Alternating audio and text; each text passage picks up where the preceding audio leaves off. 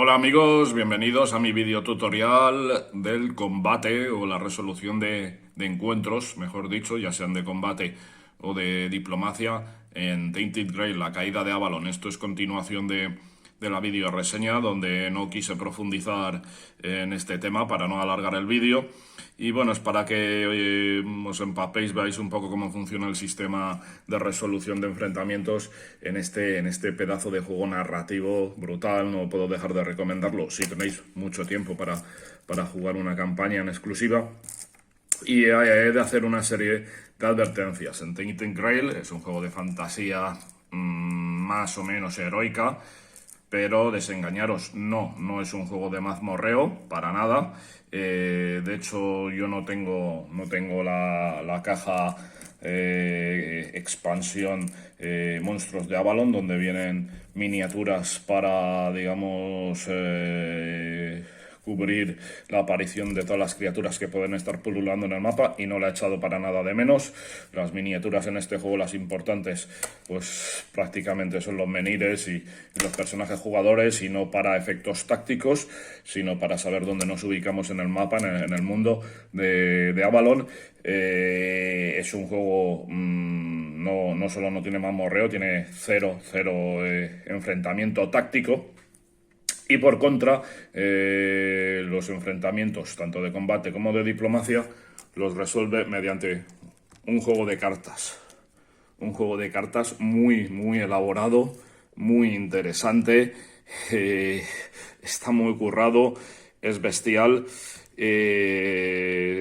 Podría ser un juego en sí mismo que vendiesen aparte si estuviese un poquito más elaborado de lo bueno que es. Y sin embargo es lo que más me chirría de Tainted Grail, en el sentido de que, bueno, en este juego yo considero que lo más importante, lo más interesante es la exploración y la narrativa y gestión de recursos que va aparejada a esa exploración del reino de Avalon.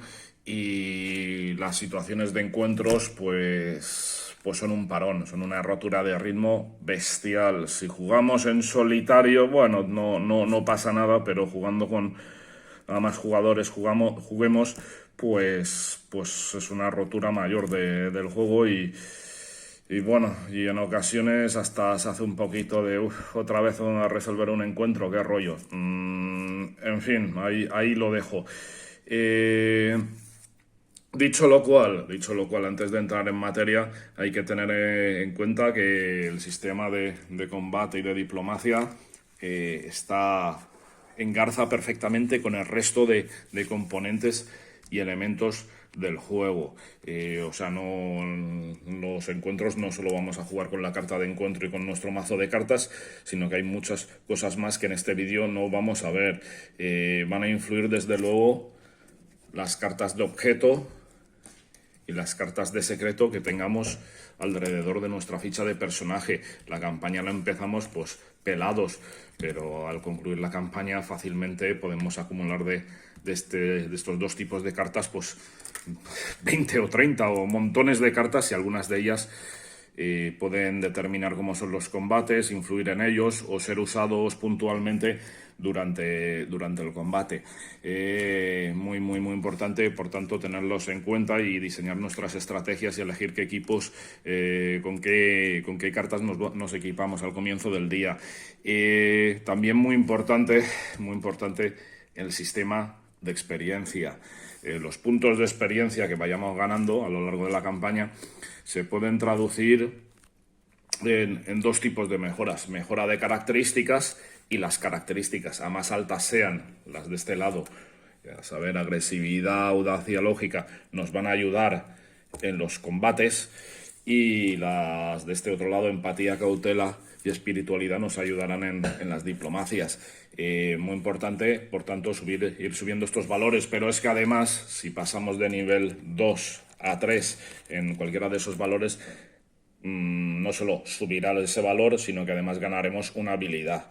Una habilidad, ya describí el sistema de habilidades en la video reseña, pero en esencia esas habilidades pueden ser cualquier cosa. Pueden ser totalmente independientes de los encuentros, pero hay algunas que influyen, y de qué manera en cómo gestionamos los encuentros. Muy importante también, por tanto, esto.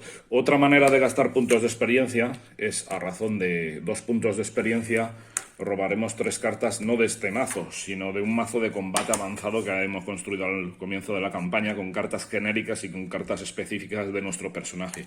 Con 2 puntos de experiencia robaremos aleatoriamente 3 de esas cartas y nos quedaremos con una, que podremos a partir de entonces incorporar a nuestro mazo de combate.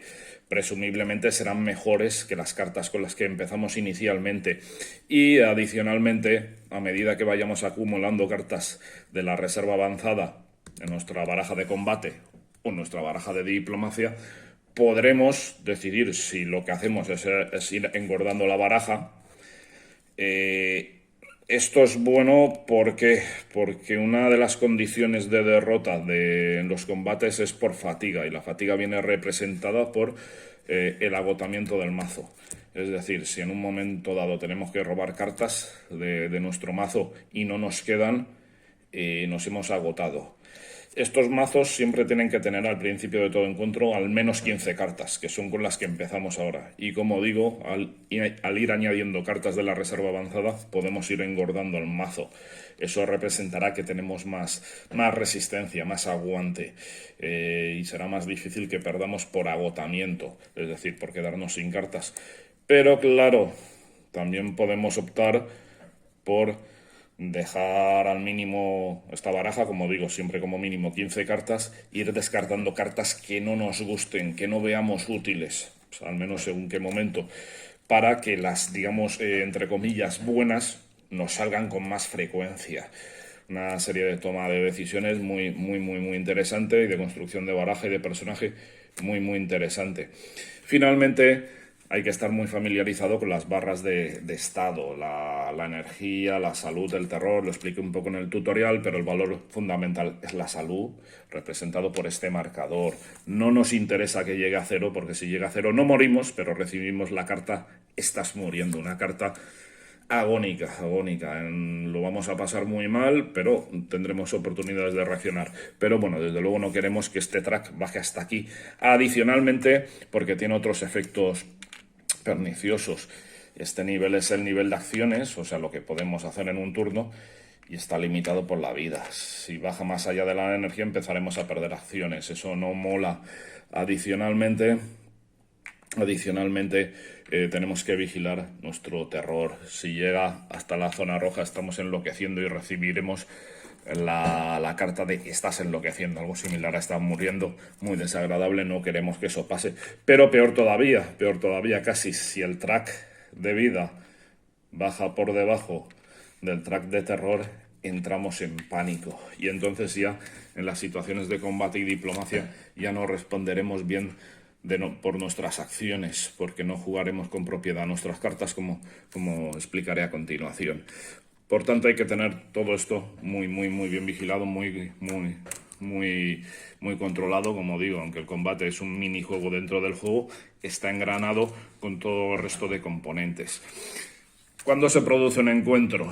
Pues puede producirse de 1000 maneras, o porque nos lo diga el libro de narración, o por sacar una carta de evento que así lo diga,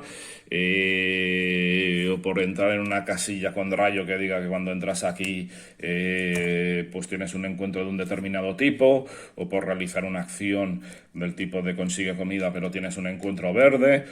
O también cuando una criatura que esté pululando por el mapa entre en nuestra zona, o nosotros entremos en la suya, pues se va a poder producir el encuentro. Los encuentros, como veis, son de 4 colores distintos. En cada momento nos describirán perfectamente de qué baraja debemos robar. De acuerdo, donde los verdes serán encuentros de la naturaleza, o sea, con criaturas salvajes, y tendremos un combate. Los encuentros, cada carta bueno, primero decir que no todas las cartas nos llevan a un enfrentamiento. En estos mazos hay algunas cartas curiosas y diferentes, lo cual pues da lugar a ciertas sorpresas bastante interesantes, pero lo que vienen a ser enfrentamientos van graduados de nivel 1 a nivel 4. Señalado, por ejemplo, bueno, esto está mal elegido porque es el primer ejemplo por esta marca. Esto sería un nivel 1, por ejemplo, ¿de acuerdo? En cada capítulo pues nos dicen cómo debemos construir estas barajas en cuanto a qué niveles introducir. Por tanto, al comienzo de la campaña los combates serán más sencillos y seguirán endureciendo progresemos a lo largo de la campaña. Decir que el juego hace un gran trabajo a ese respecto, en cuanto que para empezar hay un tutorial en el que ya tenemos un encuentro de diplomacia y de combate, y luego pues progresivamente al iniciar los capítulos, digamos, con combates más suaves, pues podemos ir aprendiendo poquito a poco con más facilidad. Y como digo, pues los encuentros verdes serán encuentros con animales o criaturas del bosque. Los encuentros grises serán encuentros pues con humanos, banda de forajidos. ¿De acuerdo? Los encuentros morados van a ser contra criaturas fantásticas, y estos pueden ser realmente los más, por término medio, los más duros. Y finalmente están los encuentros azules, que tendrán la variación de ser encuentros de diplomacia. Solo en la baraja azul tendremos encuentros de diplomacia, que es una variante del combate muy similar, pero con pequeñas cosas. Lo dicho, si entramos en una casilla o entran en una casilla, pues nos tendremos que enfrentar, o según nos lo digan las cartas en cuestión. Cuidado, si entramos en un sitio con más de un enemigo, primero nos tenemos que enfrentar a uno, luego a otro. Sí, puede ser especialmente sangrante. Este no es un juego para hacernos los héroes, en muchas ocasiones vamos a tener que huir, ¿de acuerdo? Si por ejemplo nos enfrentásemos con un enemigo verde, pues robamos una carta verde. Bien, yo os la describo un poco. El nivel, a efectos de juego, solo es importante pues a la hora de construir las barajas y para tener una noción de a quién nos estamos enfrentando. Siempre pues va a tener su nombre, su fotografía, el arte no tiene desperdicio en este juego, y un texto ambientativo que vale la pena leer. Y bueno, ya entramos en la faceta de juego. Aquí siempre va a aparecer un número. Y esto va a ser el número de cubitos o rojos que vamos a tener que poner sobre la carta para conseguir derrotarla. No es exactamente los puntos de vida de la criatura, es algo así como, más bien sería puntos de victoria que estamos ejerciendo sobre ella, porque bueno, es algo más abstracto que los puntos de vida, pero bueno, lo podemos llamar puntos de vida. Antes de nada de entrar en materia, de entrar en el combate, tenemos que fijarnos muy bien en las palabras clave que aparecerán debajo del texto descriptivo. Hay bastantes en el juego, vienen resumidas un poco con una letra un poco demasiado pequeña en esta cartita de referencia, y son efectos muy variados. Nos pueden ayudar o nos pueden hacer la vida más difícil, pueden ayudarnos a robar más cartas o a robar menos, o que sea conveniente jugar muchas cartas o tener un límite de cuántas cartas podemos jugar con ronda. Es muy variado, no quiero entrar en ello porque se alargaría mucho, pero como digo, conviene inmediatamente nada más sacar la carta y irnos a la tarjeta de referencia, al menos hasta que nos lo aprendamos todo, y no es fácil porque son muchas, y a empaparnos bien y combinarlo con el resto de elementos de juego que tengamos alrededor de nuestra ficha de personaje. Bien, una vez ya lo hemos hecho, pues ya podemos entrar en materia. El turno de juego también hay un resumen del combate, una ficha de referencia, también con letra un poco pequeña, pero en esencia nos dice que robemos 3 cartas de combate de nuestro mazo de juego. Como digo, tenemos luego otro mazo, combate avanzado, pero está apartado y lo usamos solo cuando gastamos experiencia. Robamos 3 cartas y las estudiamos a nuestro enemigo. Si no nos gustasen, las podríamos descartar y en su lugar robar 2. Y si no nos gustasen esas 2, podríamos descartarlas y robar una. Y esto no mola, solo lo haremos en casos extremos, porque no mola nada, porque primero se nos va adelgazando esta baraja y no queremos que ocurra porque podemos perder por fatiga, y segundo porque a menos cartas tengamos en la mano, menos opciones tenemos. Y como digo, comprobamos los rasgos. Elegimos al personaje activo. Si hubiese más de uno de los héroes en el combate, todos toman parte, ¿de acuerdo? No, si hay 2 personajes aquí metidos, no puedo decir yo lucho y tú no, todos están en el fregado. Y bueno, y activamos el personaje. Este juego consiste en ir encadenando cartas. Lo primero que hay que hacer si yo hubiese cartas encadenadas, algunas de ellas a veces pueden tener marcadores de tiempo. Las podemos representar con dados o con unos elementos que no me gustan mucho que vienen en el juego, o con las moneditas o con lo que sea. Si hubiese cartas con marcadores de tiempo, retiramos. Ahora veremos lo que son los marcadores de tiempo. Retiramos una. Si retirásemos la una, se desencadenaría un efecto y lo tendríamos que resolver. Bien. Después de eso, empezamos a jugar realmente. Y ahora es cuando empieza el juego de verdad, en el que vamos a tener que encadenar símbolos. Tenemos estos símbolos y tenemos que encadenar los símbolos que hay en esta carta con los símbolos o casilleros que tengamos en las cartas de nuestra mano. Bueno, esto que suena fácil no lo es para nada, ¿de acuerdo? Y además, como vais a ver, es bastante complejo y el juego consiste mucho en ver cómo combinamos para optimizar. Siempre vamos a poder enganchar la primera carta que juguemos, sin mayor problema. Solo van a tener efecto las que enganchemos, es decir, aquí tendrían efecto esta y esta, ¿vale? Fenomenal. Pero si, por ejemplo, enganchásemos esta, pues esta no tendría efecto al no estar encarada con nada, ¿de acuerdo? Los cubitos rojos significan que ponemos un cubito rojo, es decir, una herida, en la carta del enemigo, ¿vale? Y resultaremos victoriosos, como digo, cuando sumemos tantos cubitos como lo que indique la ficha del enemigo. Bien, si hay un por algo, pues es tan fácil como multiplicar. Es decir, pues cojo y pongo 2. ¿De acuerdo? Pero cuidado, como aquí también hemos encadenado un cubito rojo con nuestra serpiente, pues sería uno más. Cuidado, si aquí en vez de serpiente hubiese doble serpiente como aquí, tendríamos que ver nuestra ficha.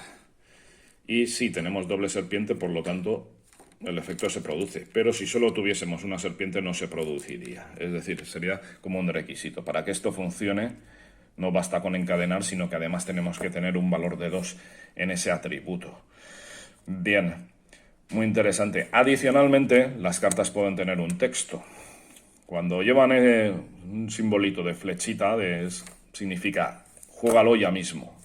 Aquí nos dan la opción de voltear una carta de nuestro equipo para conseguir daños adicionales. Bueno, pues si tuviésemos una carta de equipo aquí distribuido, un escudo, espada, pues podríamos hacerlo.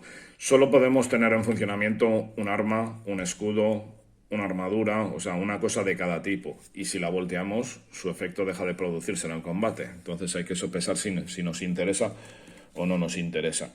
Otros efectos que pueden ocurrir. Aquí si enganchamos algo con una X, la X anula ese efecto. Otros efectos que pueden ocurrir. Bueno, aquí tenemos un texto que dice, pon un temporizador, lo que habíamos hablado antes. Cuando quitásemos ese temporizador, robaríamos una carta. Otros efectos que pueden ocurrir. No voy a jugar con la mano que he robado, sino que voy a enseñar distintos efectos para que veáis lo que puede ocurrir, ¿de acuerdo? Por ejemplo, aquí, para que el cubito entrase, para que la herida entrase, deberíamos tener 2 en agresividad, que no tenemos. ¿De acuerdo? Más efectos. A veces puede ser más importante el texto que el encadenamiento, pero hay que encadenar. Por ejemplo, si encadenamos aquí, da igual el multiplicador que haya o que haya una X, porque es un espacio en blanco. Cuando conseguimos encadenar este simbolito, ese cruz blanca sobre fondo verde, inmediatamente robamos una carta para nuestra mano. Muy interesante porque nos permite alargar nuestro combate o tener más opciones de cara al futuro. Más efectos. A ver qué puedo haber. Bien, voy a explicar el significado del rayo blanco sobre fondo gris. Muy importante. Muy importante. ¿Por qué? Porque, como he dicho, la primera carta la podemos jugar siempre. Pero para seguir jugando cartas de nuestra mano, tenemos las siguientes cartas que encadenemos, tienen que poder encadenar un rayo de estos, sobre fondo gris con la carta anterior. De tal manera que entonces sí que podemos jugar esta carta y aplicar los efectos consiguientes, que en este caso pues sería prácticamente nada, porque este doble cubo se quedaría anulado. ¿De acuerdo? En esencia vamos a seguir jugando cartas y optimizando nuestro ataque siempre que podamos ir encadenando cartas con rayo. Por tanto, hay que tener mucha visión de cómo vamos jugando las cartas, no solo cómo encadenamos esto con esto, sino cómo vamos a poder encadenar esto con lo siguiente. Muy interesante. Adicionalmente está la magia, uno de los recursos que tenemos aquí, nuestra reserva de magia. Este casillero solo lo vamos a poder encadenar, aparte de los requisitos habituales de que sea la primera carta o que encadenemos rayo y tal. Si conseguimos encadenar, mejor dicho, la carta, solo podremos activar esto, es decir, en este caso para robar una carta, gastando un punto de magia. O por ejemplo, en este otro caso, necesitaríamos gastar el punto de magia para encadenar la carta, porque el de rayito está en el casillero de magia. En otras palabras, nuestro conocimiento y nuestra reserva de magia nos sirve para potenciar nuestros ataques. Ah, pues qué bien, pues siempre que pueda voy a gastar puntos de magia. Sí, claro, cuidado, pero luego está las necesidades que vamos a tener de magia aquí, en la narrativa y en la exploración. Por eso tenemos que ser parcos y eficientes y austeros en el uso de magia en el combate, porque suele ser más necesaria en el mapa para encender menires o para cosas de la narración que para el combate, y no es fácil de conseguir para nada. Por ejemplo, aquí nos podía interesar encadenar esta carta porque, oye, tú la he encadenado y, bueno, no consigo ningún efecto, pero dejo aquí un por 3 que luego resulta que con mi carta de golpe crítico, pues se convierte en 6 cubos y gano la batalla. Funciona todo más o menos así. Por supuesto, los nombres de las cartas pegan muy bien con los efectos que tienen y el arte también muy conseguido.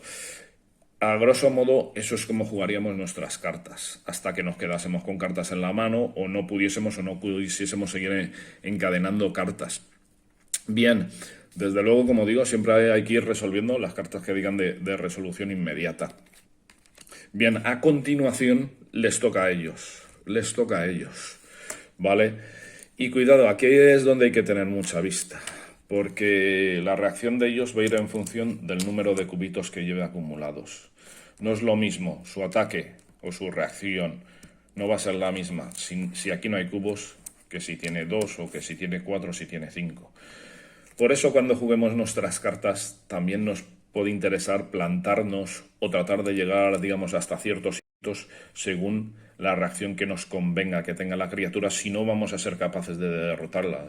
Es decir, oye, le puedo meter hasta 5, yo le he metido ya 3 heridas y le podría meter hasta 5, pero es que casi prefiero su reacción de 3 que su reacción de 5. Las reacciones pueden ser muy variadas, provocarnos terror, hacernos perder energía, hacernos perder vida, quitarse cubos de los que le hemos puesto antes, o incluso huir, marcharse.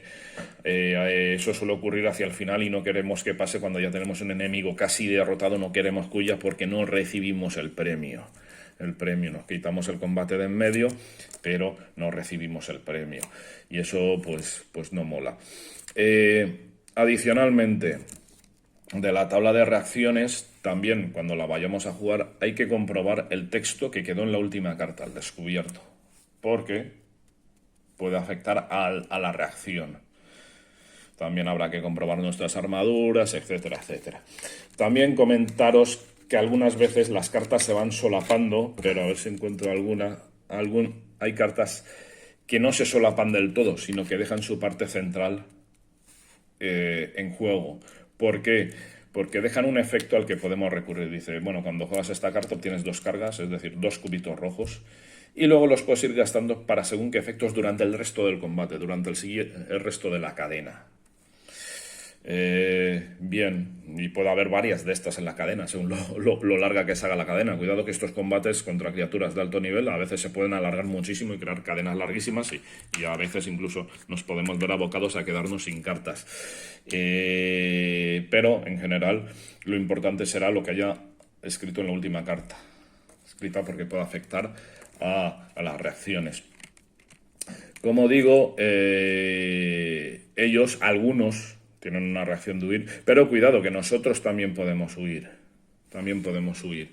Si huimos, simplemente tenemos que gastar un punto de energía y se nos aplicará su ataque de oportunidad. En muchos casos no ocurrirá nada, porque su ataque de oportunidad es que él huye. O sea, yo huyo y él huye también. Bueno, pues no pasa nada. Y en otros casos, pues pueden ser efectos de lo más variopintos. Él aplicará su ataque de oportunidad también cuando nosotros no nos veamos capaces de jugar ni una sola carta, o según qué otros requisitos de las palabras clave que tenía él. Por ejemplo, te puedo decir, tienes que jugar al menos 2 cartas porque si no, él te aplica su ataque de oportunidad. Como digo, su ataque de oportunidad puede ser de lo más variopinto. Pero en muchos casos, cuando no lo tengamos claro, la victoria, es mucho más preferible huir, gastar 1 de energía y recibir su ataque de oportunidad, que muy probablemente no nos hace nada, que meternos en una lucha que no podemos ganar y que nos va a desgastar terriblemente y nos va a ralentizar, ¿de acuerdo? Como digo, esto no es un juego heroico. En caso de obtener la victoria en un combate, habrá 2 rasgos: recompensa y botín. Bueno, en este caso no hay recompensa, pero la recompensa será una serie de valores que ganarán todos los participantes en el combate, mientras que el botín será una serie de valores a repartir entre los participantes del combate. Bien, en caso de que hayamos jugado nuestra secuencia de cartas y él haya jugado su reacción, lo siguiente es descartar de nuestra mano las cartas necesarias para quedarnos en la mano solo 3. Solo 3, normalmente tendremos menos, pero bueno, es así. Y luego comenzaremos el turno robando una. Y seguiremos con esa misma secuencia en tanto el combate continúe o huyamos. Matizaciones: si hay más de un personaje en la refriega, pues jugará sus cartas, luego sufrirá la reacción del enemigo. A continuación jugará el siguiente personaje, atención a los contadores de tiempo, ¿de acuerdo? Y luego sufrirá a su vez la reacción del enemigo, y solo entonces es cuando haremos el ajuste de cartas en la mano y robaremos cada uno una carta. Al comienzo de cada ronda de combate podemos elegir quién va a ser el primero. En mi experiencia, la mayoría de los combates serán mucho más asequibles si participan ellos más de un personaje. Los monstruos no escalan en relación al número de personajes, y nosotros, por contra, pues vamos a tener más cartas, dispondremos más cartas y repartiremos, diversificaremos las reacciones de ellos entre más de un personaje, por lo tanto, hasta los enemigos más temibles pues podremos hacernos con ellos si somos muchos y ya con un poquito de experiencia. Es decir, que cada personaje tiene su propio estilo de juego, de combate, su propio mazo de cartas, su evolución de personaje, y es muy interesante. En cuanto a la diplomacia, pues sigue un patrón muy similar, solo que en vez de tener que acumular una serie de cubitos para derrotarlo, también tienen niveles, texto ambientativo, título, etc. En lugar de tener que acumular cubitos, vamos a tener que movernos a través de un track. Si llegamos abajo del todo, perdemos. Si llegamos a lo alto del todo, pues ganamos. O alternativamente, iniciamos otra fase, porque aquí se nos describirán las fases que tiene ese encuentro de diplomacia y las condiciones que tienen de funcionamiento. En este caso vamos a trabajar con los atributos de la derecha, ¿de acuerdo? Y lo mismo, se va a tratar de encadenar cartas, ¿de acuerdo? Para conseguir, en este caso, no cubitos, sino subidas, y procurar las bajadas que meta él. Vale, él, según en qué fase estemos, aquí solo está resiste la tentación, pero podría ser resiste la tentación y luego convéncelo y luego hazte amigo suyo, por ejemplo. Aquí pues nos dice el número de fase de diplomacia en la que estamos, pues tendrá bonificaciones según empalmemos con un simbolito, la Trinidad que aparece aquí, por ejemplo, si empalmamos trinidades según con qué característica, en este caso con cautela y con espiritualidad. Bueno, cosas un poquito curiosas, pero en esencia también va a haber magia, todo lo demás que ya os he explicado.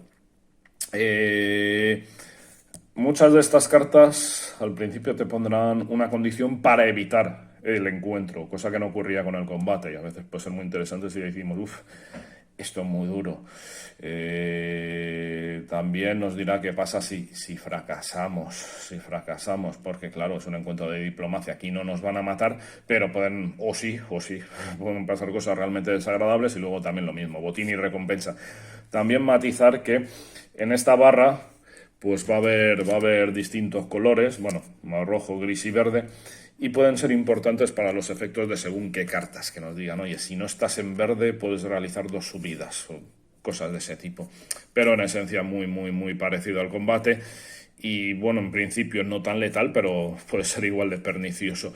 Y en esencia esos son los encuentros en Tainted Grail. La caída de Avalon, un minijuego, un gran juego dentro de un juego muchísimo mayor. Un saludo, amigos.